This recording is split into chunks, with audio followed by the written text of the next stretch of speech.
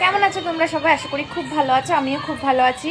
কালকে যেহেতু কালী পুজো আর আজকে হচ্ছে ভূত চতুর্দশী, তো আমরা এখন এই বাড়িতেই আছি। তো এই বাড়িতে এখন মোমবাতি জ্বালাবো, কালকে পুজোতে ওই বাড়ি যাব। তো যাই হোক, আমাদের পাশের বাড়ি কালী পুজো হচ্ছে, তো এখন আমার দিদি মোমবাতি জ্বালাচ্ছে, আমরাও জ্বালাবো। তো চলো, এখানে মোমবাতি এনে মা রেখেছে আর এখানে দিদিও জ্বালাচ্ছে। তো চলো তোমাদের দেখাই।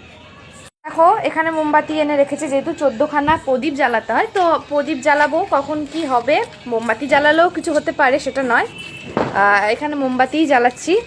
তো দেখো, তো আজকে আমাদের বাড়িটা মোমবাতি দিয়ে সাজিয়ে সুন্দর করে সাজাবো। তো চলো এদিকে আসো, দে আমাকে দে, আমি জ্বালাই।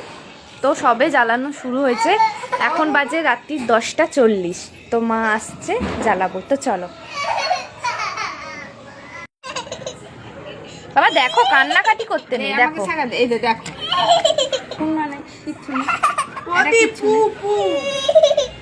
তো দেখো এ কান্নাকাটি করছে, ও ভয় পাচ্ছে। তো যাই হোক, আমরা জ্বালিয়ে নিয়ে এখন ওকে ঘরে নিয়ে চলে যাও। একলা যাচ্ছে, মনে একলা যাচ্ছে। বাবা যেও না।